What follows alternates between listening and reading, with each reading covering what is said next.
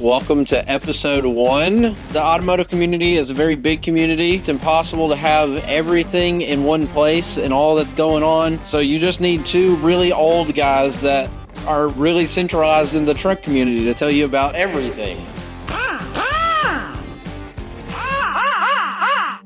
We're gonna start this off nice and smooth with some TikToks. I don't even use TikTok, so this will be new to me for sure. But I just realized it's just a bunch of dudes standing on their trucks. Okay. It's like the mannequin challenge. Like there's the employee just trying to take out the trash. Well, I guess you can't damage a bunch of held-in trucks any more than you are by standing on the roof. A little more creative one here, a little more creative. This is like the Umpungapun style.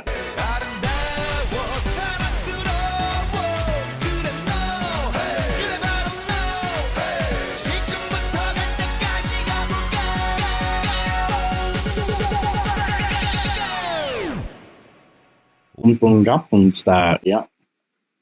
So for apparently the young people that don't remember that from 10 years ago, just coming back around again. History always repeats itself. This one was probably the better one of it. They actually had some kind of game plan going in, and a little bit of nicer trucks than the first two. Well, yeah. I'll just say that. No, I can respect that trend because we went through that trend with the Harlem Shake. I just hated the first one being the parking lot bros. All right, next we got some beautiful marketplace finds. I want to get your opinion first as a Chevy guy. It's something I hadn't seen, so I thought I'd bring it to your attention to start with. So at first you can already see, heavily modified. Yeah. But the back is what really confused me. I didn't know if this was all custom. I mean, that's not like a do-it-at-home body kit. I can say I've not seen it. I've seen a similar kit that they do with the 350Z, and I think that was used in one of the Batman movies. There's like a Joker car or something. Oh, yeah, it was pink. Similar styling, so it makes me wonder if the same company did this. I wouldn't build it myself, but if somebody threw me the keys, well, I see that price now. I get it's unique, but you just have to look at it kind of like a custom hot rod, I guess. You can't look at it for the frame that's under it. Gonna come down to maybe what that interior looks like. Then I could possibly see it. The same way you would like a show truck or any other show car. It's just hard seeing 2009 Corvette and thinking it's worth that much. I didn't even pay attention to this at 2009, and my thought was that it was a C7, and so I was really surprised when I got to this picture, and I said that was what made me have to do a double take. On to our next find. I just thought this one had a lot of character to me.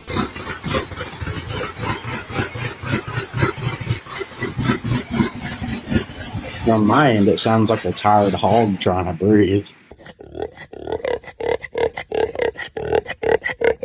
Yeah, I think it was coming through correctly. I just think Beetles are really fun, and that just looked like something that would be a fun little cruiser. He's got the drag pack going, and the Baja lights and Mad Max looking roof rack. It's cool. I could dig it. This one, I don't know if you've seen other builds like this, but this one really stuck out to me because I hadn't seen anybody do a car like this. I've seen, obviously, exoskeletons of cars be done, but I hadn't seen one like... There was something about this that just stood out to me that it was even inaccurate to begin with. Yeah, I wouldn't have thought initially that was accurate. It's definitely got side-by-side vibes, side-by-side tires on it and the cage, but okay, yeah, you can tell from the front that, that's accurate. You couldn't crawl it or anything, but that would be fun bombing, dirt roads, county roads. Probably a very poorly handling side-by-side. You have to assume it's stock suspension and they just built a buggy. Yeah, so you got to wonder how well it's going to handle off-road, but I hadn't seen anybody do a car like that. Obviously, you see like some Jeeps and like normal exoskeleton type stuff, but I had never seen anything quite like that. I'm guessing they got a great deal on something totaled. some rallies, and that are off-road style. I could see that being fun for something like that. This one will be way more up your alley, and maybe it's not something cool. Maybe I just thought it was cool, but I hadn't seen a C10 like this, so I wanted to see what you thought. I commented on this post. I don't miss anything in this sport body community. I was half sure you were already gonna have known about it when I saved it, but this one really caught my eye as something cool, so I had to bring attention to it. One thing that I thought was neat was he was posted build pictures of that bumper, and he took steel rod, tack welded it around the perimeter of the bumper. So if you'll see around the fog lights and the edge, that little raised lip there, that's supposed to look like the factory stamping of the original bumper. But yeah, that's like a bumper off the 14 Silverado. The air ducts are functional where there used to be lights on the sides. I like it. Keeps all of the shape of the truck as it should. It doesn't look like it's trying to be a different model truck. It looks like it fits with that year. I would have to, in certain pictures, it does look like it sticks out kind of far, but it's hard to tell something like that because your mind wants to, it could just be that filler panel on a normal square body. The bumper just hangs out, so it may not stick out any farther than the factory bumper. But yeah, it's a neat build. I don't know what you would call the style. It's not like Pro Street or anything, or Pro Touring, really. It's kind of got its own thing going on with a little splitter up front. This was something more in my lane, but I thought you'd find it interesting. It just kind of shows how the market is right now. Starting off, this is a fairly rare color of this year, and usually you don't see them in good condition. The clear coat just doesn't last on these, so already that's some value right there. The IDI were not popular by any means and not something most people are looking for. So when people saw this go up for the value that it did, it drew a lot of OBS guys' attention. And there was a lot of controversy that it was marked way too high, it wasn't going to sell for that. And then, if I believe correctly, it sold fairly quick. It could be a rarity deal, like you mentioned, the color and how clean it is. I don't know what all is, mileage. I can't tell from my end. Hey, whether you like it or not, these the OBS trucks are going up in value if they're in good condition. Even if there's stuff that you wouldn't have ordered and want personally, those weird odd options or things that we didn't like back then are kind of cool and desirable now because they are rarity. 102,000 miles. That's pretty impressive. That it's had to be a farm rig or somebody just pulled their camper with it or something from time to time. To me, it even says too, nostalgia just sells. It would be fun for somebody that's got some money. And look, you can't, if that's what you want, it's what you want. You see patina stuff that's bagged, and I get it, there's chassis work done there, but that's not everybody's thing either, and people are paying that. So it just comes down to what you want. And speaking of what you want, this is one that I have wanted back. I'm a big fan of the Roadkill series, as many are. Very, very excited to see a post saying they were bringing the Repu back. I thought this was a really cool truck when they did it originally. It was a bummer to see it stolen before they got to, get it to where they wanted. I'm excited to see them be able to actually finish it out. It looks like that's the engine and transmission combo out of a 2009 SS Impala with the 5.3, front wheel drive, and they just moved it to the back so it'd be mid-engine. I've always wanted to do a mid-engine love truck, and body wise it's pretty close.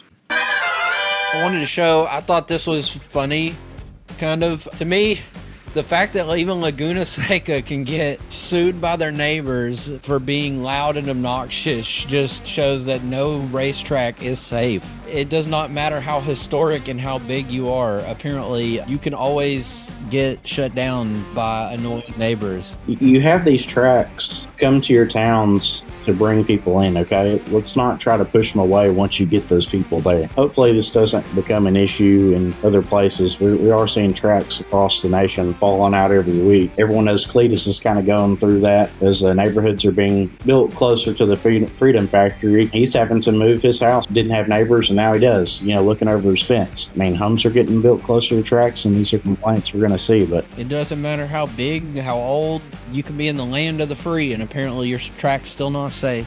I'm sure our viewers have the same opinions as us. I'd love to live next to one. I could sleep with that noise all night. I'm sad the dirt track down the road from me shut down, because that used to be how I fell asleep at night. And that's through like 3 neighborhoods, some industrial buildings. You could still hear them. So, developers say, oh, we're going to build a berm or a big fence or something. That's not going to deter the sound. Would never expect to move into a place, complain to the city that they've got to move a train track. It blows my mind. They think, well, we can just get this whole community's, outlet just trashed. So. Right. Okay, so it says, I'm done with modifying cars. I was 11 when the original Fast and Furious came out, and I have owned, tinkered with, and modified a lot of cars. I have been an enthusiast, and the mod bug has always gotten me. 33 now. I'm officially done dealing with trying to modify cars. I've done everything from full bolt-on to forged internal built motors, adding boost NA motors, larger turbos, and he goes on to kind of describe his life and the problems he's facing, just issues that anybody would relate to. Everybody's going to have problems with their vehicles. What is it that separates the people that can navigate the problems and still enjoy cars after versus the people that just fairly enough go through all of these problems and they're like, I'm done with it, I don't want to deal with it anymore? There's going to be some financial strain, and then there's the headache of, is this vehicle leaving you stranded? Is that your primary vehicle? If it is, then I could see why you want to. It's causing other issues in life. It's not your primary vehicle. Let it get frustrated with it, and then let it go sit in the yard for months. Come back to it later. Get tired of something. Come back to it later, and you're more fired up than ever. This guy's 33. I'm 33. We went through the whole Fast and Furious thing together. I grew up with cars, with my dad having his cars. I've had friends come and go. We go to shows together and stuff. They start a life and just lose interest in it. You get different priorities, and I think sometimes people are putting the frustrations of other interest at the time towards the vehicles. 2 things actually that I could relate. He was modifying his daily driver. To me, I will tell you, that's a very quick recipe that I was very close to never wanting to mess with cars again after messing with my Mustang. Yeah, Chance is really good with that. 99% of it's my fault though, because I drove my Camaro. It could be down for a few months. I had the option of driving the shop truck. Chance got in there when some of the technology was new, and I don't think it had developed far enough yet. But they sure gave us a good sales pitch to make us think it was, good stuff. Everything I did on that car was, this. You do this. You're doing this the right way. You won't have any problems. Do yourself a favor. Don't try to keep up with the Joneses. Always try to be on top of everything unless you've got a solid beater and you are fine with the project being dead for several months. Just so people out there can be a little smarter than I was. Appreciate you joining us for this segment, and if you want to see more of this, drop some comments of some topics that you'd like for us to cover. We'd like to hear back from you. So we'll see you on the next one. Peace. Bye.